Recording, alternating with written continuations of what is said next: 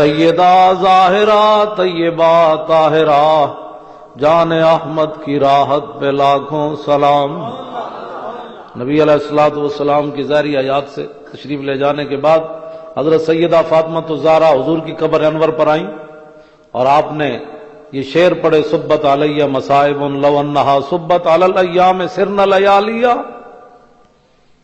فرمایا میرے محبوب دے غلاموں تانوں بھی بڑا درد ہے، لیکن فاطمہ الزہرا نو کتنا درد ہے؟ فرمایا جیڑا دکھ مینوں پہنچیا نا، جو دناں تے پوندا تے دن رات ہو جاندا۔ آپ 6 مہینے اس تو بعد زندہ رہیاں تے آپ مسکرائی نہیں، اور جلیا جے محبت ہوئے نا تے گل اتھے چلی جاندی۔ تینوں محبت ہی کوئی نہیں، نبی پاک دیاں شاناں تو بیان کرن دے بجائے تو کہنا فلانی شاہ تے پتہ نہیں سی فلانی بات، تے سیدہ تو مسکرائی کوئی نہیں اس تو بعد۔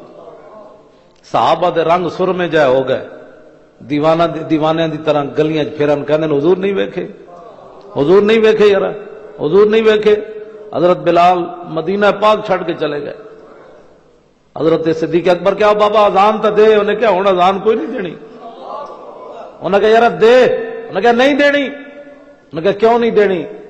بخاری شریف موجود ہے، فرمایا لا تحمل مقام رسول اللہ خالیا، فرمایا جدو میں اذان دینا تے اس جگہ نو ویکھنا جتے حضور بیٹھے ہوندے سن، ہن میرے کو اذان نہیں دین ہوندی۔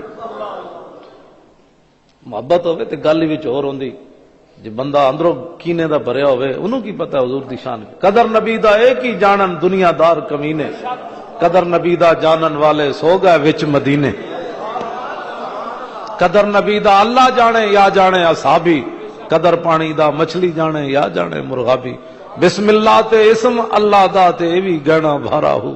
حضرت سلطان صاحب فرماندے ہیں باقی اسلام تے نور علی نور ہے، قرآن تے حدیث تے بزرگاں دیاں گلاں، بسم اللہ تے اسم اللہ دا تے ایوی گہنا بھارا ہو۔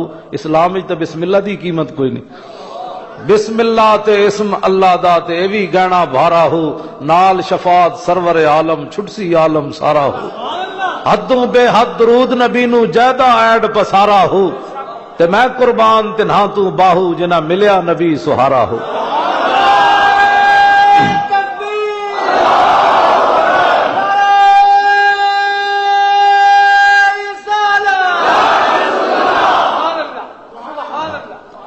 کوک دلا مت رب سنے تے درد منداں دیاں آہی ہو۔ اسی تے درد بھرے لوگ، گلاں درد بھریاں ساڈے کول ہے۔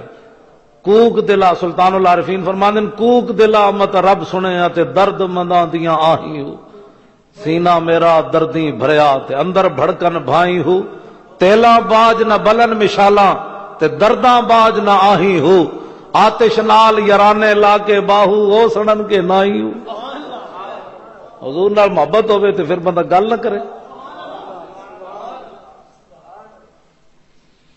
حضرت سیدہ فاطمہ الزہرا فرماندیاں میں اتنے حضور دے جان تو بعد پریشان ہوئی، یار لوگ اج کہندے جی صحابہ میلاد نہیں منایا تے گلاں کیوں جیاں کرنے؟